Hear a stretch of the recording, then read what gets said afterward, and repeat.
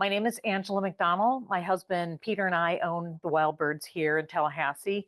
We've owned this store since 2019 after previously owning another store in St. Louis, another Wild Birds Unlimited store.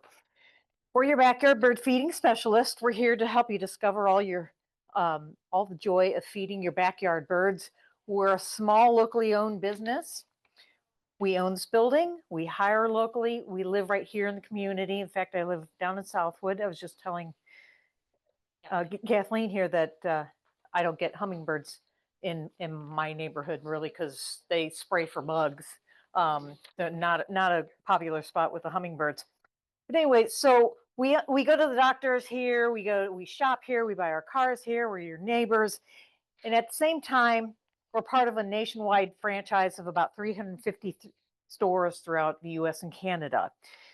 With that system, it connects us to the power of research and conservation through partnerships with the Cornell Lab of Ornithology, the National Wildlife Federation, Audubon Society, the Arbor Day Foundation, and more. So today, we want to further connect you guys with the power of research and conservation by having Fred here to speak to you about our winter hummingbirds. Now, Fred is a native Tallahassean, correct? He's been involved with the hummingbird banding since 2001.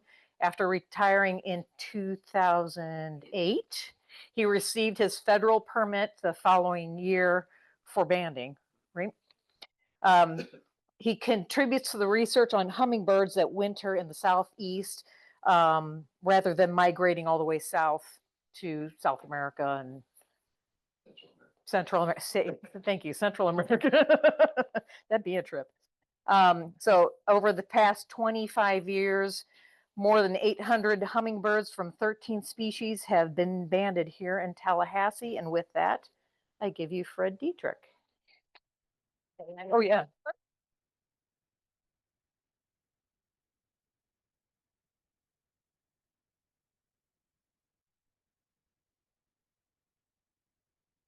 I'm going to pass around. On here, there is a sample of a hummingbird band. That's the size of a band that we put on there. Anything you put on an animal to track it has to weigh less than 3% of their body weight. The hummingbird weighs 3 grams, so 3% of 3 grams is 0. so we have to make them very small. It's out of an aluminum alloy. I'll show you how we make those in here.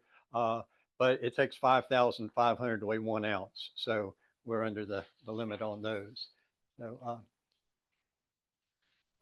yeah, I got started a guy, and Fred Bassett used to come to town, and he lived in Montgomery, and he would band hummingbirds over here in the wintertime. So, then give him a call, and he would come by there. So I didn't believe it. Well, I saw one time, a brown one at my little water feeder, and I went out and put a little feeder. It was like February or something. This is kind of crazy. I took it away there, said they won't be there.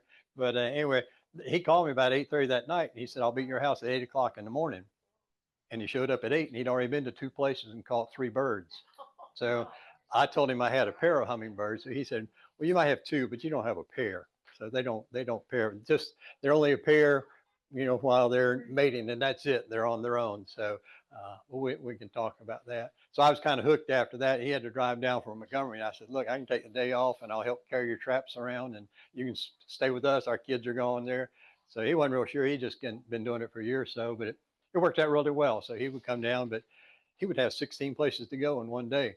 So we're just, that way he could go in and band the bird, and he let me catch him, and I learned how to take them out of the traps and everything. So that worked out real well. So I don't know how many we banded. I think there's 800 have been banded in Tallahassee, and I banded 9 different species. So we had 13 different species in the Southeast though. So it's kind of amazing, but they generally, and I'll show you when they show up. So.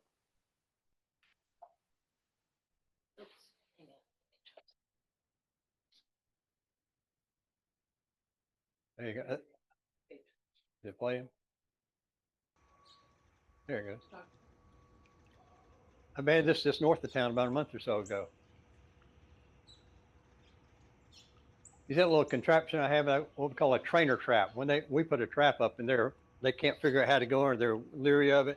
So I made one of these, and they can go in and out of it, and they got it figured out. So when I put the trap up, they said, I know how to do this. And they go almost right in like that. So I went there for an hour and a half, and I didn't see the bird but one time the first day that evening.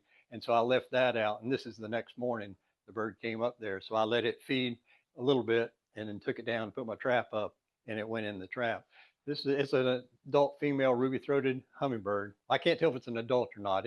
Actually, this one it was a young bird. These birds, the feathers, white feathers, don't last very long. So it's they may not make it through the year or something. We don't. No, not necessarily, but probably because they don't live very long, but not because it's white. And this is actually, it has some pigment. You can see there's a little bit of beige on it like that. It's what they call leucistic, I think. And some of the people that I've worked with I've helped train people how to ban hummingbirds up in West Virginia. So you have to get a federal permit to be working on some federally approved project first to get a permit to ban birds.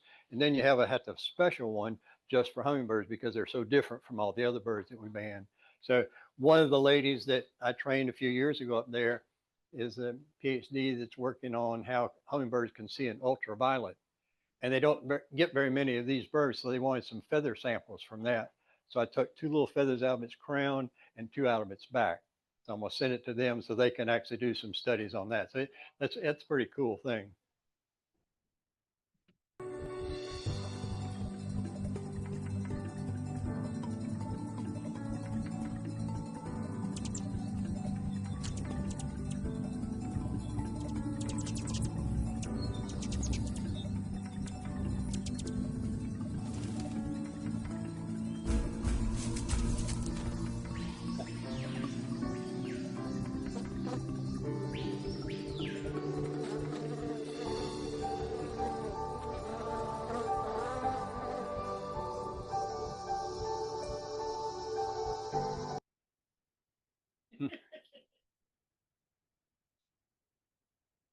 So that was not in my backyard. That was down in South America somewhere they do it. We just have so many of those hummingbirds out there. Another thing, you notice the spider webs on there? During Halloween, people put those fake spider webs up there. If you've got them, they need to check them because all kinds of birds will get trapped in there because they'll be flying low to the ground. They get caught in there and they're not going to be able to get out. So, but actually, hummingbirds are actually flycatchers. 80% of their diet is bugs. So this little guy is about to get that guy. This is what we have here. Most of all books say we have ruby-throated hummingbirds. The other ones are here in the southeast. So this is an adult male. I took this picture up in Elkins, West Virginia, and where'd he go? Get over there. There. His red throat there, and it has an all black tail, and it'll be in a deep V when it's sitting there perching like that. Young birds and females will have white tips on the tail while they're young, and then when they replace the feathers every winter, and so they'll come back. The males will come back with an all black tail there. So, and the males will have just a few sometimes just little dark spots on there, on the gorget feathers there coming, and as they come out, then they'll get that. You'll see that red in there. And it's not pigment, but it's drawing a blank on a thing like that. Yeah, the feathers, but anyway, there's no color in it itself. It's just how it refracts the light back to you. It's where you get it from. So they're iridescent feathers is what they are.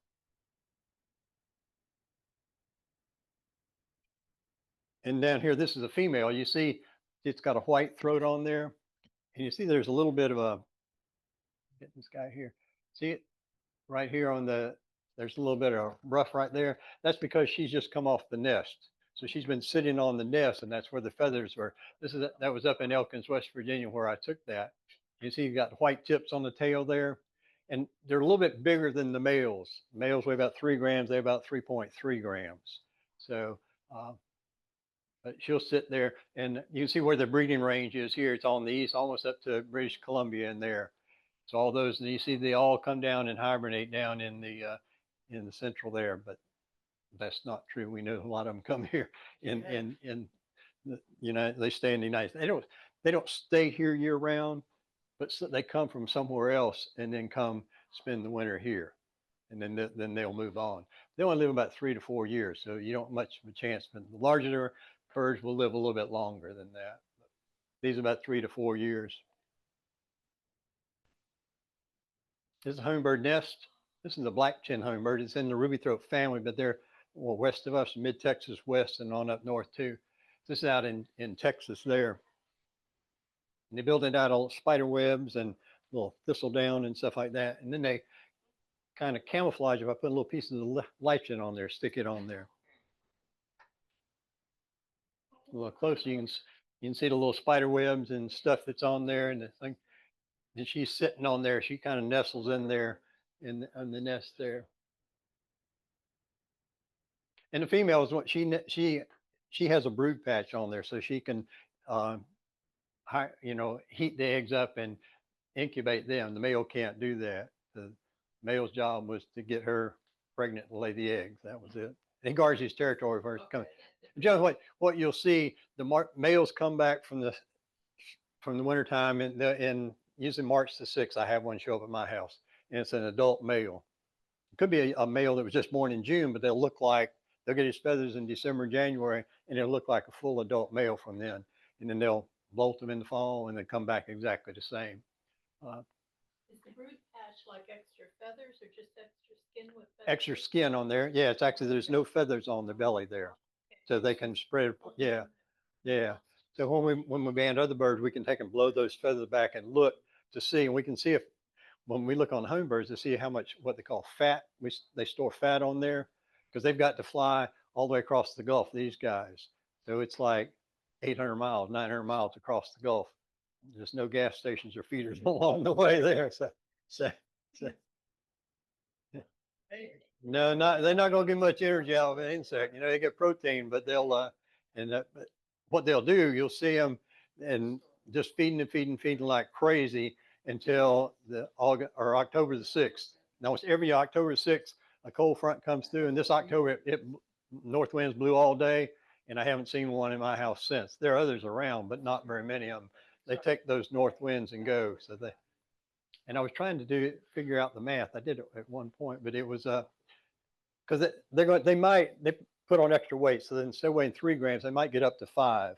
Sometimes you'll see the young males will find it's like a candy store, and they just eat and eat too much. And when they leave, they can barely clear the ground. You know, they're not going to make it across the Gulf like that. So we just say if they put on 2 grams, which is like 2 milliliters.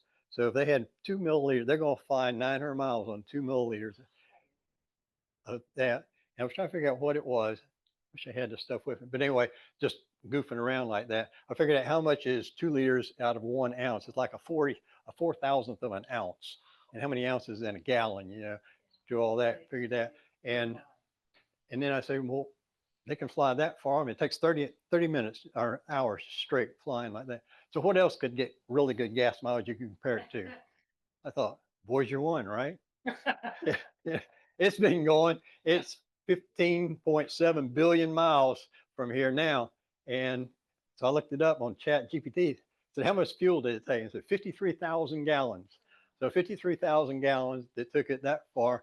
Divided in there, it's like 295 million miles to the gallon. Some incredible thing. But they're taking wind too. They're getting that wind, the north wind. Yeah, the hummingbirds do. Yeah. Yeah. Yeah. But so I figured out, and we figured theirs, and you compare it to it, it's 4 times what the Voyager's got. So that's pretty cool. They lay 2 eggs. They'll lay 1 a day for 2 days. Maybe in 3 days they'll do that. So I have a 2, and they're about the size of a Tic Tac.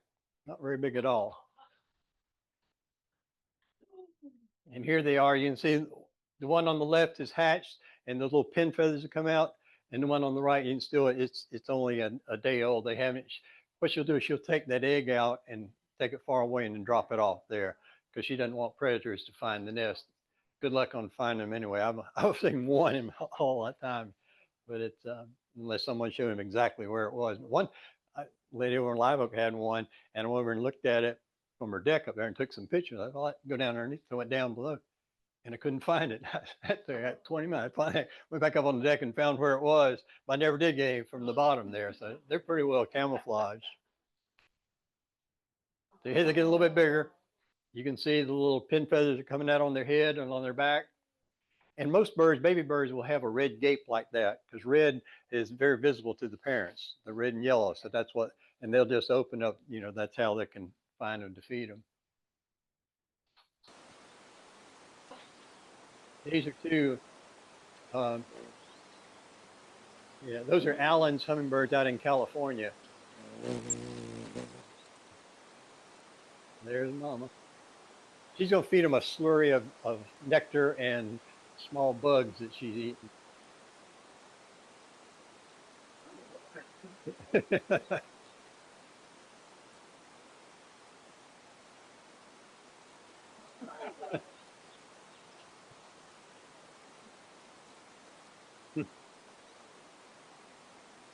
Gotta eat your potatoes.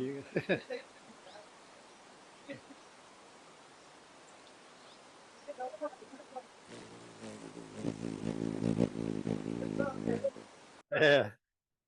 So that's about every 15 minutes from daylight until dark. Does she sleep on the nest stand at night? If it gets cool, she will. Yeah, but she won't sleep on that one. Yeah,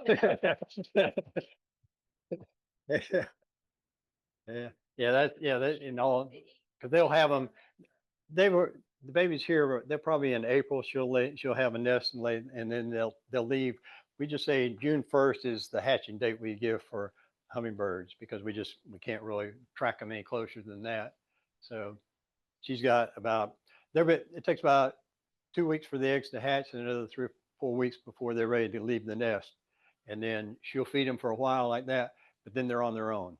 You don't have mom and daddy come and feed the hummingbirds and they show them how to go down to Mexico and stuff. It's like they got Follow them to flowers. 3 weeks and yeah, they will try to follow where yeah. And she'll be eating a lot of bugs because she's got to get that protein from them to grow on that. But then and most of the flowers like red or yellow tubular flowers. So that's where they'll get their nectar from there. So then any of the nurseries here, I've spoken to all of them, and they can probably show you what they have like that. But it's usually those tubular flowers there. But we have hummingbirds year round, so a lot of stuff will grow during the wintertime too. So.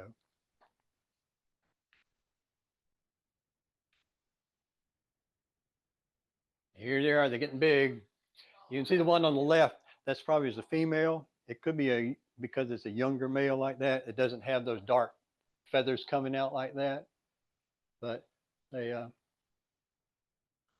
and then when it comes back in the winter time, in the spring, it'll have all that. The black chin will have the top part of it is black and the bottom part of it is purple on there.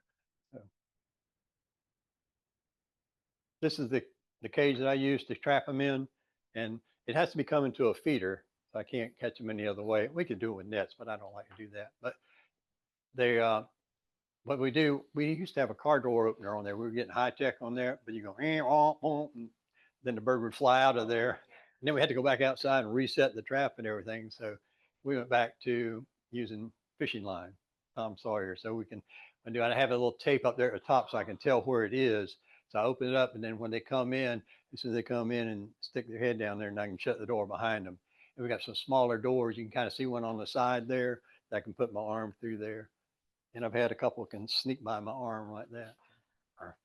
But but generally you have to chase them around for a while, but usually we can catch them. Once you do it, you control their wings, get their wings by them, then they're no problem at all after that. So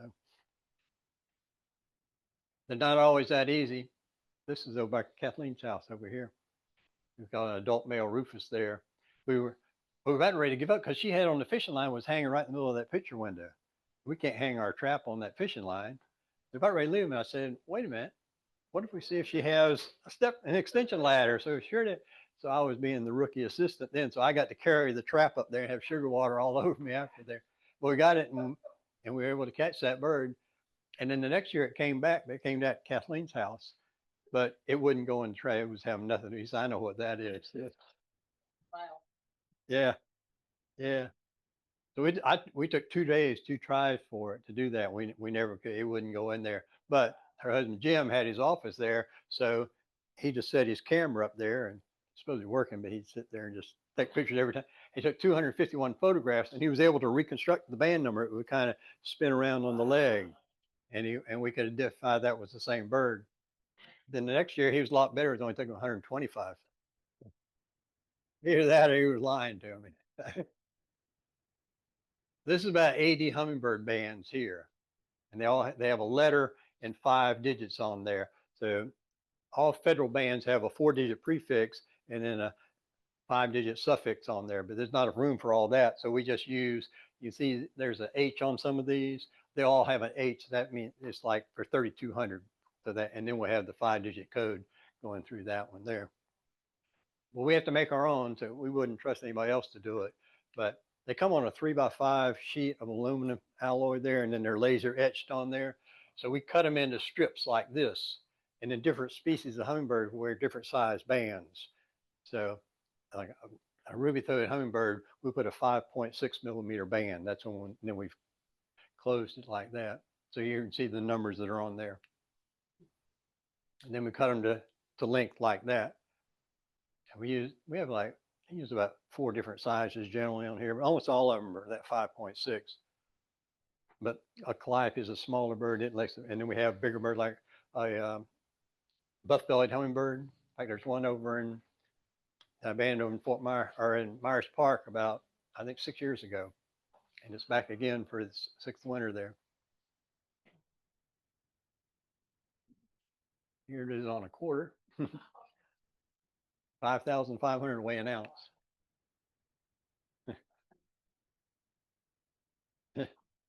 So we do was I open it with a number 13 tapestry needle to open it up a little bit.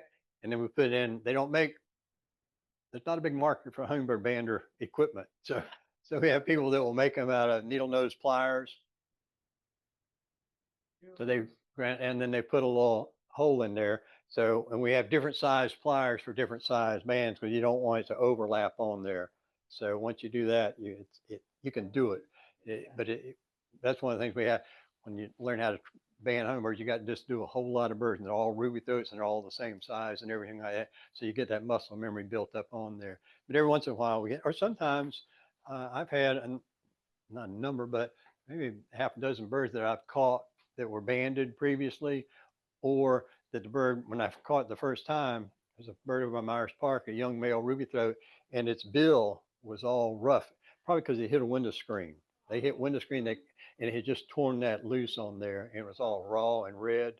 And so we, being expert hummingbird doctors, we carry preparation H in our banding kit because it covers it and it coagulates it and it's antibiotic on there. So I put a little bit of that on the bill there after we band the bird. If the bird wasn't in good shape, I was not going to band it. But since it seemed fine other than that, I put it on there. And then luckily it came back the next year to the same house. And the bill was perfect. I mean, because it's covered with skin, and that skin so it had regrown the whole thing.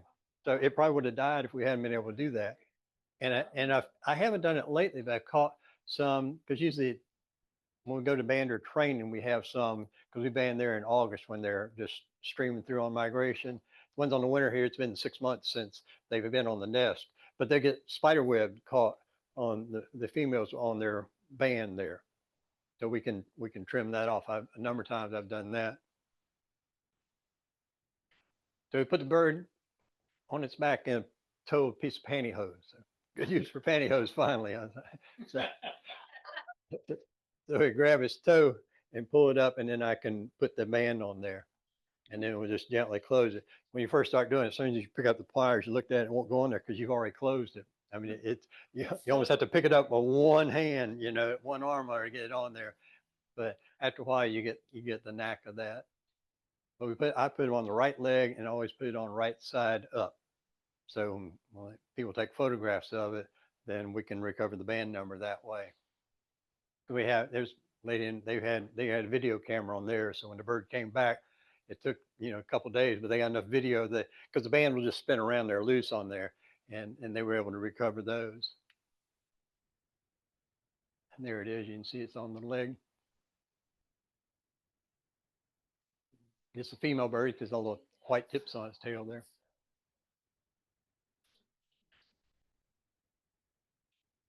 There's about 3 of these in town already. This is an adult male rufous hummingbird. They live way up in the West Coast, California, up into Alaska. That's where they live up there. And then most of them go down the coast, but a few of them come back and they come here. So one of the first one I had, I had a Rufus and I had a ruby-throated.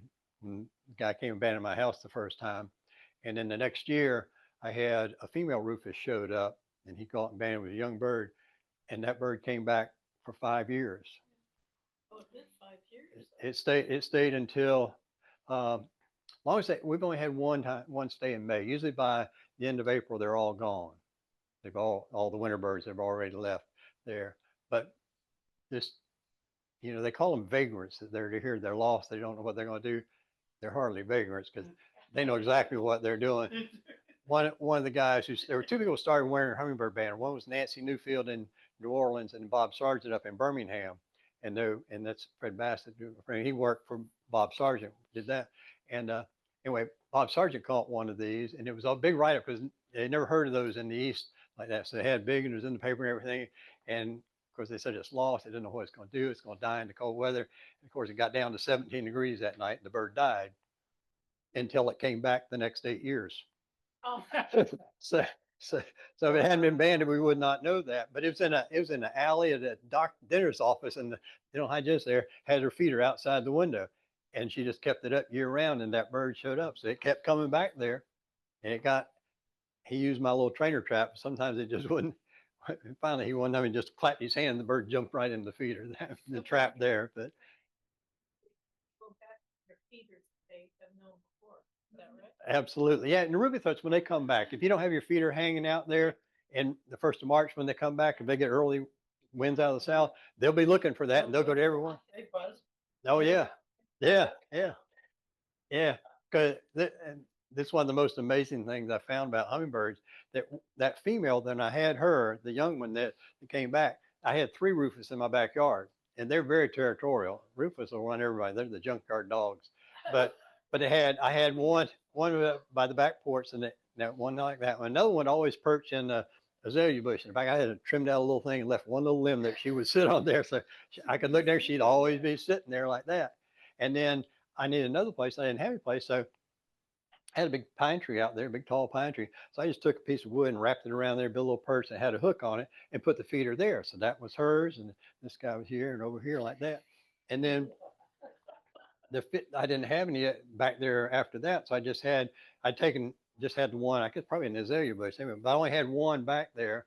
And when the bird came up there, we'd had a storm had come through there the day before. It was in November she showed up, and so I'd taken all the feeders down except the one in the azalea, but near that, and I had my trap over there. So she came up and no, I can't do that. It flew off. So then I said, okay, it knows what a trap is. That's a good sign. So it came back again. I can't do it. So she started looking for all the feeders out there. I'd taken all the feeders down, but and there was a storm had come through, so there were no flowers up there. She went over that pine tree that I had taken that perch off of there, just a bare pine tree, trunk of it. And she went within 6 inches where I had it hanging, but it hadn't been there in 5 years. So that girl could fly all the way to Alaska and back that many times and still within 6 inches. When I drive down Thomasville, I had to turn on Piedmont. When I get to the fire station, I crank to 12. And on 12, I pull in the turn lane because I can't see anything there. So this is a female Rufus. They're a little bit larger than the male. It's got little white tips on its tail there. A little bit of green on the back of it. The adult male is all that Rufus colored on the back. And the females will get those little feathers in their throat. They'll get a few of them, and every year they get a few more, and they get darker and darker like that. So it'd be rare for them and I don't know if I think this is the one. You can see it's got a band on here. There was a lady in Oklahoma, it came to her house, and she said, this bird shouldn't be here. And she was a professional photographer and spent 8 hours photographing that bird and was able to reconstruct, because it'll spin around, reconstructed the band number. And then you can go online to report a band at the bird banding laboratory and put the band number in there and where you are. And it will tell you who banded it and where it was and when, how old it was, and that information. And they actually gave her the bander's phone number. And it was Fred Bassett in Montgomery. And I have a list. I have a quick search PDF file that anytime we catch a banded bird, we can put it in, because 90% of the time it's ours. Every once in a while we get somebody else, but we can look it up. So he was talking to her on the phone and pulled it up and typed it in there. And he said, oh yeah, that's Miss Jones in Montgomery. He'll be back on January the 22nd. And sure enough, it was. That was they're kind of amazing animals. This is what it looks like. That this is an Allen's hummingbird. Now this is a roof. This picture is Rufus, and you can see that the male's on the top and the female. And this is their breeding range over here. And we're getting a few of our little blue dots over here down here. You can see where they come there. So, yeah, these winter these are tougher than you'd think they would be. And people take care of their winter hummingbirds, and they have them all up into Kentucky down in there, all down there, and they do fine in there. They put a little heat wrap on there and nice personalized perch for it. When it gets really cold, like at night, then they'll store up as much food as they can. They go on a thing called torpor, where it's, and they'll reduce their body rate or temperature and the respiration rate and just the respiration. So they just sit there on, and then first thing in the morning they start shivering, get that blood going again, and that's when they'll need to have a feeder available for you. So people have a winter home, they're kind of special people anyway. So they will. Yeah. Good kind of special people, not those special. But they'll keep their feeders inside and come out there and keep, or they'll change them every hour or something like that. And we've gone someplace when one was hanging out there and it'd be about 32 degrees and it looked good, and they turn around and there's something like when you trigger something like that, it'll suddenly change state. I think now frozen solid. So but people that have them, they'll come, and usually they don't stay frozen all day, but in the morning, that's when you need to have one out there. So you should always leave one feeder out, at least one feeder out all year round, because they will be here. And then have it where if you drink coffee in the morning or something like that, around 7 o'clock when it starts to get light, that's when the birds will show up. Here's one had to burrow out a little way to get to the feeder there. It's on a little heated bird bath. Styrofoam chest. Must have been the Air Force first. My friend Fred Bassett was in the Air Force, and he flew A-10s, and he would have to refuel like that. So they were not like this, but he was. They would call these guys gas passers.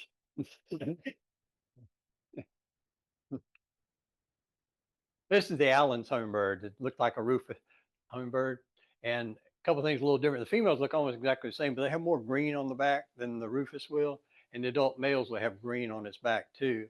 The feathers are, when we get a young bird, it's kind of hard to tell the difference between a rufous and an Allen sometimes. So on the males, we have to look at the very outer feather. They have 10, what they call retroces, tail feathers. And the very outer one, the width of it, you can see how skinny it is on there.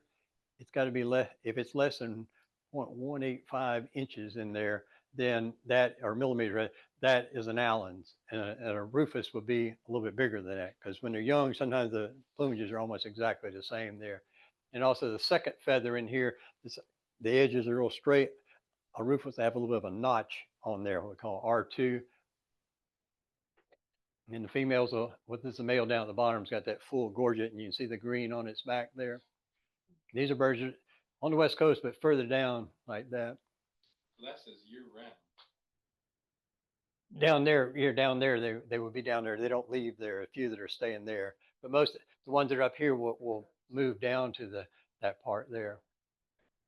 We don't get a lot of them. We've had a few. I've had 2 or 3 of them here in town. Of course, one of them I caught that it was never recaptured again, but it didn't have any tail feathers. Something it tried to grab it or something like that. It didn't have any tail feathers.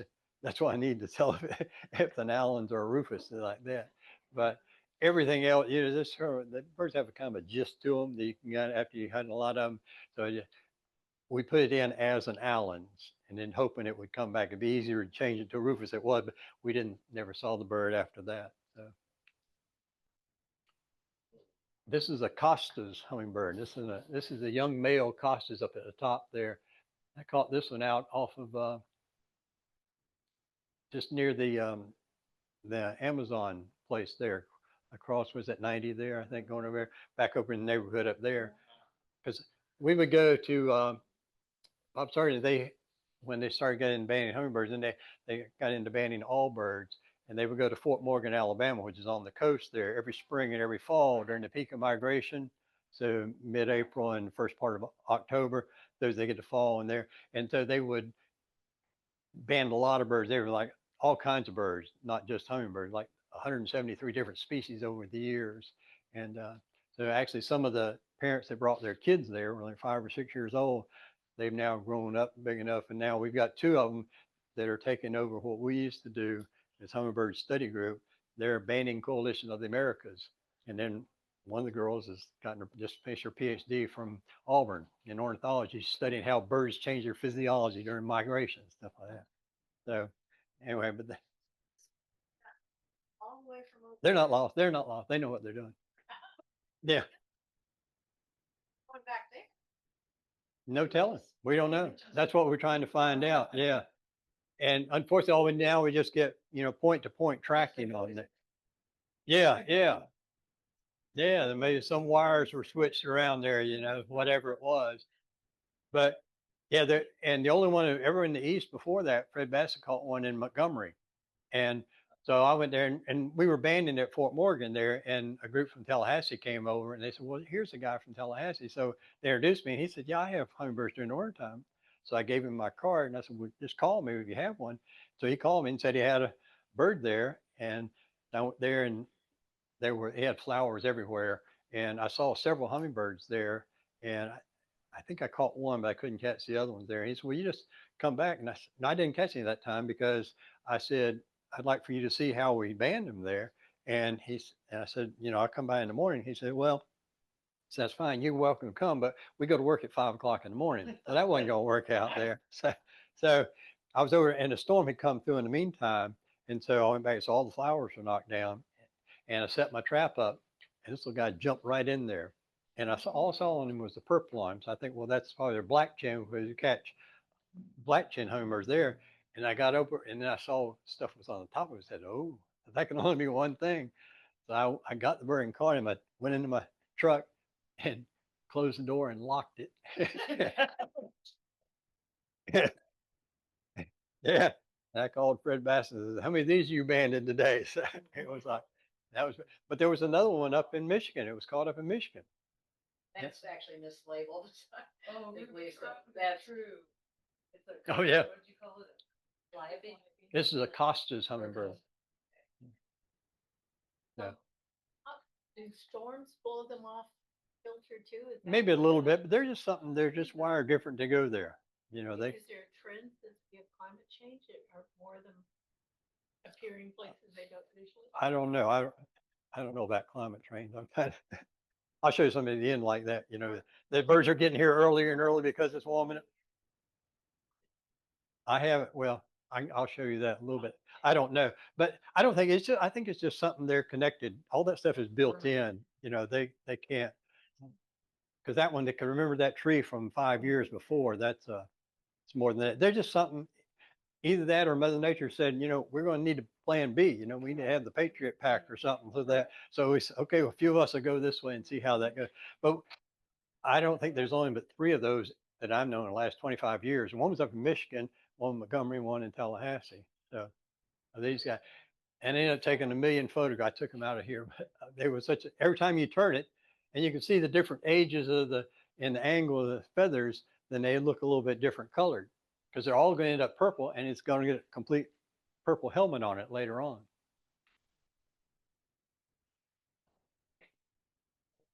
This is a broad-billed hummingbird that has a blue throat on it, and a red bill and black. And actually, I banded this up in Valdosta. You can see after I banded it, you can see it sitting on my hand there. Usually when we finish banding the bird, then we'll take it and let the guest hold it in their hand like that and take a picture of it. And sometimes they just sit there, and sometimes they take off, and like this one kind of hopped up there and was happy to go. It just stayed there. But yeah, I was interested because the lady up there, I banded several other birds, of people in Valdosta that had birds, and they knew that because all the birders would go and they have life lists of all the birds they've ever seen in every place like that. So they went up to see that bird, and they told me about it. And the guys, she was living with her son. She was elderly, and she didn't want that bird to be abandoned there. And so finally, after 2 or 3 years, I wasn't pestering or anything like that, but her son was saying, "No, I'd like to get that." So he finally had said, "She's okay. We'll let you do it," because she wasn't doing very well at that time anyway. So I went and caught and banded the bird and let her hold it in her hand, and it just sat there. And the guy was saying that was like the last time that she ever had any kind of, activity that she was really excited about, something like that. And she died shortly afterwards. But that was a neat bird. That's a lot of abandoned bird for the guy who, Hobbs, I think, used music store downtown. He was fifth house in Waverly, he said. We banned a bird there. And I went back several years later, just was driving by there and just to see how he was doing. And he wasn't doing very well, but he was bedridden, but he had his bed up against the picture window. They had a hummingbird feeder out there, so he was got to watch his hummingbirds there. This is black chin hummingbird here. This is a male. It's got the black top there and the purple on the bottom there. And this is a female. They're larger birds than the ruby throat. They're in the same family, but they have a decurved bill, long decurved bill on there. And you can see hers is kind of that grayish on there. But the young birds, before they get those colors in the throat there, a ruby throat and black chin look almost identical. So we have to look at that outer wing feather, and a black chin is kind of curved over, whereas the ruby throat comes more of a point. More of a point and sort of, you got to break between those two. So as you'll do, so when we get one that has a little purple, we know that it's a black chin. So we're happy when we see one of those. But they're a little bit bigger birds than the ruby throats, but bigger, 3.4 grams. You see, these are western birds up here. That's where they're mid Texas to the west there. There's a little bit over it, so there could be some that are hybrids between the two of them. This is a buff-bellied hummingbird. This is the one that's over near Myers Park. Big Mexican bird there. They actually go north on migration. So, but they have that buff-bellied, and the throat sometimes will look blue, and sometimes it will look that greenish color. But it all just depends on how the light is hitting there. So this is the picture that guy had it and was all kind of bumped the colors up a little too much on there. But a lot like that broad-billed hummingbird. Does he come back to the same house every year? Mm-hmm. Same house. Same house. Runs the yard. I got a call from a lady that she said, "I've got a hummingbird that's chasing all my birds out of the yard, including the cardinals." So I know what that one is. Yeah, I've banned a lot of birds there. I haven't counted how many I have. I probably banned 40 or 50 birds at her house there. But her yard is a jungle. I mean, it's just, the house is, I mean, the tiles are falling off the roof, but they love it. I mean, there's plenty of bugs and there's plenty of stuff. And she has feeders all over the place. She has all kinds of birds there, yeah, that's a really cool place. Yeah, this is a broad-tailed hummingbird, and this is a young male. You can see the feathers starting to change a little color on there. It looks like a lot like a rufous hummingbird. They've actually, I've only seen the one here was in town. It was out west of town, not too far from where that Costas was out there. But the tail looks a whole lot different. The feathers are a lot different looking than the feathers on other hummingbirds like that. One keeps returning ever after you get tree that they like to have a Purchase? yeah. They still bowl or something. Yeah. One of the birds' favorite places are these crepe myrtle trees, because they're all bare during the wintertime, and they got just a perfect sized branch. They can find a perfect branch to roost on. It'll fit their legs just perfectly on there. So put one in about 20 years, it'll be in good shape. No, there'll be other places they'll be able to stay around there. Yeah, they love bottle brush. Yeah, there was a place in Bluntstown, a guy had one, first one ever in Florida. Those trees were like 30 feet tall, and he had about 15 of them around there. It was amazing. And he had photos, because it was one of the first ones they ever caught. It was the only one ever caught in Florida. at that time. And so a lot of people were coming up to see it. He had all his photographs and stuff like that. But, and that's about all he had was all those bottle brush, but that's all he needed. There was, because a lot of bugs get on there too. So I've got the world's scrawniest bottle brush bush. This is the Calliope. Hey, you got that one right. This is a Calliope. This is a male. These both males here. And you see how the feathers are a little bit different shaped on theirs too. Very, very small bird. It takes the smallest band that we have on those. But they've got those streaming magenta type feathers on there.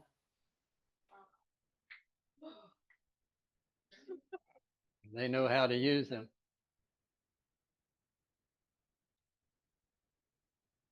I heard that.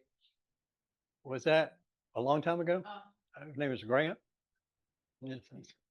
Yeah, I know all that stuff.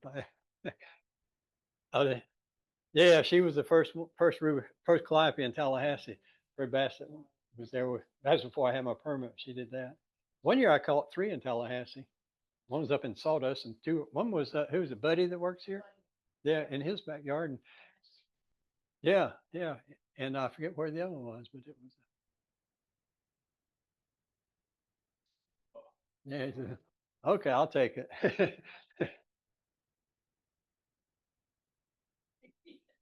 Fred, didn't you guys catch a violet ear once? No, You guys banded a violet ear at one point. no. I don't, yeah, I think there was one around. There were a couple in Georgia last year. One was an Anna's hummingbird there, and I forget what the other one was, but I did a talk at Native Nurseries, and ladies were there, but they weren't sure. I mean, they were afraid if I banned it, would leave. So but I said, that's fine. That's up to you. If you want to do it, I'll be happy to come do it. Chances are it will probably stay there. But anyway, but yeah, we didn't get but other birders they had all those things on their list there. They, and just to show you, birds are not dumb. This is when Hurricane Michael came through there, came in and head towards South Carolina. So all those winds are coming out of the Gulf, and his birds are not going to fly straight into that. It was October 18th, I think. So right in the peak of migration, they're not going in there. So they all just roosted. And then you see all that blue, light blue, dark blue. Those are birds that are migrating. That's Doppler radar. So they can actually tell. There's some birdcast or something that you can get Doppler radar every day. It shows where they all are. See, and they counted there's like 295 billion birds went through Alabama a couple of days ago during migration like that. Yeah. But that's all because all these are going around this way. So as soon as those things switched and started coming out of the north, all those birds just jumped on it and went down. Yeah. They know what's going on. They can probably sense the barometric pressure and all that stuff. Yeah, it's a peregrine falcon and the B2. We're trying to keep up with nature. This is some stuff with the data we collect. I haven't, my Excel expired a few years ago, so I haven't updated it lately. I just have, this is from 98 when they first started banning here. And this is just for Fred Bassett and I, our data in Alabama, Georgia, and Florida. And I put all in the species that we banded, and then male and young and adult like that. So you see, adult female and adult male is that's the percentages that we have of those. But I can pick any particular year or all of the years, and then what species, and then Alabama, Florida, Georgia, or all the states like this one in there. But you can kind of get an idea of how they're distributed that way. And here's this one, the month that we banned them in. You can see a few in November, 90% of them, 80% in December, January. So that's when people they start showing up and we can catch them. Then you can kind of see by numbers. I had one. I think the earliest rufous we ever banded was I banned in Carabel on July 21st. I think that was really early for that. But there's 3 rufous in town too, I think. And they might have already been banned in there. I haven't gotten around to banning them yet. These are some of the sites here. I had a picture on my GPS on my truck. It's just covered with little hearts where everywhere I go that has all the thing. Because unfortunately, like in May a year ago, someone stole my phone number. I had 1,100 contacts in there. They were mostly all hummingbird people there. So I've lost a lot of that. A lot of it, and I don't know how they steal your phone number, but apparently I just got a little buzz on my watch and I went to dismiss it or something. But it was asking me, is it okay? Do you really want to change your carrier? And then all my passwords started not working, and then my credit card were being used. Yeah, so I went over to AT&T and I had my notebook of all the stuff I was doing. He says, it's not good when somebody works, comes in with a notebook there. But he said it'd been hacked and there's nothing you can do. They can't get it back or anything. So I couldn't send out 1,100 notes to people out there to tell them. So I just kind of let the nurseries know, and they have cards here. They've been giving those out. So, and then people will tell somebody else, or usually a birder will find out about it. So but we're building it back up. So, but things are going to be changing. Probably this will probably be the last year that I do that, but I will go a little bit as to why we're going to do that. I'll still be around. I'll keep my permit and be able to ban everything. But this shows by week how when we get them, you can see when we're just in the early part down here, so all the numbers will all be picking up. So put your feeder out and don't give up on them yet. And these are, you can see it's sort of, about 150 is what we banned, the two of us banned each winter. But one year we had, I think the highest we had was like in 2002 and 3, we had 257 birds. And I remember for some reason, I guess all the breeding conditions were perfect out there. No fires, no storms, lots of bugs. And 11, 12, we had 257 rufous alone. And then all the rest of them there. And then that was really healthy. And then those healthy birds had healthy babies, so we caught more. And then it kind of went back down again in 2021. And I have the latest data, but I don't have it in my Excel. So I've got an Excel now, so I'll try to get that caught up. But it probably just going to bop up and then go back down for the next couple of years. But one of our banders in St. Louis he had a website and you could put in the first time you saw a male ruby-throated hummingbird in the spring. So he was keeping track of all of those. And usually I would check March the 6th. I usually have a first male ruby-throated because the males come by first. About 2 weeks later, the females will come behind them. And the males will sit there and establish a territory. If there's 2 of them fighting over it, one of them will keep it and they will go on. They'll keep on doing it. Because they got it, they're going all the way up into Canada here. So they're heading all that way there. So he would keep track of all of those and put it in there. And I got all the data from his and was putting in what state it was and where longitude was on that stuff. And of course, you had to cull out something like the ruby-throats that are up in Alaska. They're not ruby-throats up there. So we just kind of kept everything from East Texas on up here. Did that. And I think Journey North now has this data on there. But I was looking at that data there to see if it was global warming, then the flowers were blooming earlier and everything like that. And so I put it all in there here. And you can see this is like the arrival date here. It hasn't changed in 25 years, about like that. So it's exactly the same there, ups and downs like that. Go back a slide. Can you go back a slide? To the map, back to the map. Oh, I'm going the wrong way.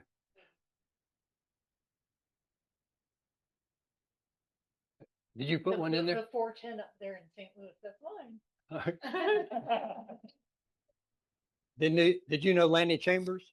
No, I would record my first sightings every year. And, Yeah. That map, I use that on one of my presentations. Like, oh, there's Lanny. Yeah. Lanny Chambers is the guy who did that. Up here, or they are.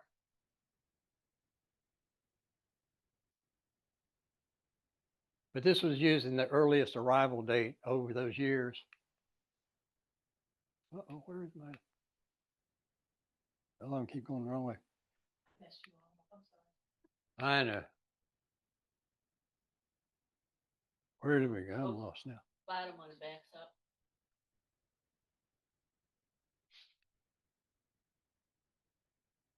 Yeah, that's where here. Okay. Yeah, I think I didn't have the other ones in here. But I would take like the mean, the median, and the mode on there. And so, if you're climate change, you take, this is the mean, you take the median, it goes up, and the mode, it goes down. So, that this is little tiny observations of something that we had that would connect to that. So I don't know. It was, I think it's going to take a long time to figure out what the effects of climate change are until it affects them. Because I mean, they come here in the wintertime. They're used to being in the 80-degree tropics down in the wintertime, but they come here and they figure out how to adapt here, so that they do fine. And this is up in West Virginia. My wife is from Elkins, West Virginia, and lady up there came from California, and she put a feeder out, and she had 2 hummingbirds fighting over it. Says, I'll fix that. So she had 2 feeders out there. So she had 4 hummingbirds out there fighting. So she got up to 30 feeders and said, okay, no more like that. And they're just swarming all over her backyard. I mean, it was amazing. And nobody, she couldn't get anybody that had any interest in all it. The university couldn't figure it out. And it took a while. And then finally somebody gave her the name of Bob Sargent in Birmingham. He said, well, yeah, I'd be interested in that, because we need to have a lot of birds to have people be able to learn how to catch them and band them and all that. So we went to her house, and it was, I have videos of it, but they're just swarming. It's incredible how many there are. And sometimes she goes through 5 gallons of sugar water a day. And it's just amazing. So we went there and we banned it. I had just heard about them. And after Fred Bassett had banned it, my wife, we signed on to joined their organization there, and we had a monthly or a quarterly newsletter. And I read through the thing, and they all kind of interesting. And my wife said, wait, they're coming to Elkins and such and such. So I'd missed over that completely. So I said, we'll just go out there and watch them. I'll take my camera. And I think I had met Bob Sargent one time at Fort Morgan. So I went up there, and these birds were swarming all around. They were setting everything up. He said, I was taking pictures. He said, okay, Chief, you take some pictures, and then I'm going to put you to work. So my job was to catch all the hummingbirds for the trainees. So we banded 600 birds that time in 4 days, maybe 3.5 days. And after a while, the feeder, there'd be 10 birds, and you pull one out, no, it's banded.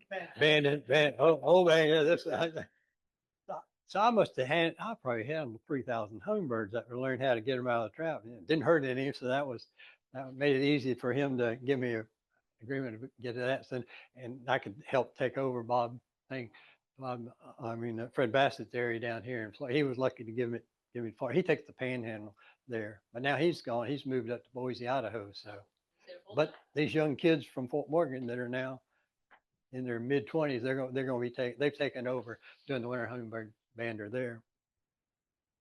But this is when the first males arrived there up in Elkins like that. And there's a little gap. The males and females come, and then there's a gap. And these first ones are probably the local birds that breed. They're finished. They've had babies. Usually around the June 1st is what we say is given the date for a hummingbird, since we don't know exactly when it is. So we just say June 1st. So we give them that as their birth date like that. So then then the birds start coming down from the north that have finished breeding. They're coming through there, and the babies will follow it. So it goes up and it goes off. Usually by the 1st of September, their migration, all the birds there have left. So, and then this is some guy in Gainesville that I think that's Wild Birds Unlimited down there. Yeah. But this is from eBird, people that go out birding, and they record every species of bird they've seen like this. And this is the number of ruby-throats that were, and so you can see March the 1st, that's when the early arrivals come, and then it goes down, and the females come on there, and then it kind of goes down, and then back up by 1st of May, the ones that have finished breeding are starting to come through there. And then all the rest of them that are coming from further north, those numbers go way up there. And you can see over here, it was kind of going down like that, but then the hurricane 2017 went through. I think we have 3 of them or something go back to back to back there. So for a long time, they couldn't migrate. So they just sat there. And then as soon as it went by and the winds came out of the north, the numbers they reported skyrocketed, and it came on back down. So by 1st of November, they were almost all gone. So this is the world's most famous hummingbird. It lived in Waverly Hills. Pam Flynn, anybody know Pam Flynn? Yep. This is her bird. It was the 27th bird that I had banded after I got my permit. It's a young female Rufous hummingbird. And I mean, some of these people that've been banning for years and years, they banned like 100,000 ruby-throated hummingbirds. And they've never got a foreign, what's called a foreign recap, one caught somewhere else. So, and I'd already banned like 6 or 7 birds at Pam's house, and she was kind of, it wasn't that exciting and stuff for her. And so I have a picture of her standing there with the bird in her hand. But this is in, I think in January, I abandoned it, and it stayed until February and it left. And then all the hummingbird banners, we have a website just a private, just for us, so we can share information between them. And one thing we share is if we have a banded bird and it hasn't been reported to the bird banding laboratory yet, then we can look it up and just say, I found this, anybody claim it? And someone put one on there, and I said, that sounds like one of my bands, but I haven't banded that many birds. So I went back and got my band, and she said, looked at it, sure enough, it was mine. And this bird had been banded here, and it was June 24th, I think, somewhere toward the end of June, and it was banned in Chenega Bay, Prince William Sound, Alaska. That little girl had gone all that way, and she was a year old by then. So she's already come all the way down and all the way back. This is some of the information I just put on there, put in the locations where it was and how far it was and how long it took. So it was 5 months and 15 days from the time it was banded until it was recaptured. And it was Kate McLaughlin, the bander up there in Alaska. So we think, what path did they travel? These birds that are coming down, the rufous, that are coming down here, when they come down here, and they're going to get here in springtime, so it's all ice and snow still up there. I mean, it's nice there, but so they'll come across up there and then come down that bird. That's the path I figured it would take there. And another one, I had a young male rufous I banded in Tallahassee, and it was recaptured in San Diego. It's right on the coast there. I figured just goes west and then go north. I mean, that's what I'd do if I was going there. And it turned out that Helen Roth, I've been a lot of birds at her house then, and her daughter, the girl who caught it was a friend of her daughter's. And I think one year I banded a bird at her house, and she got to hold it, and then it came back a couple years later, and her daughter got to hold that same bird. So it was kind of cool. So that was kind of my theory of how the migration pattern would be. And I drew a line here. This is from Pam's house up to Alaska. So that's just a straight line that's 3,500 miles. So it's probably, that bird definitely flew more than 3,500 miles, but we didn't really know exactly what it is. That's the only bad part about point-to-point stuff. You don't really know what happened in the meantime. We know the time, but this is how I would assume they would go back, because it's still ice and snow when they've got to get there in the springtime. So they would go down here, follow where that one went in February, and then head on up to Alaska.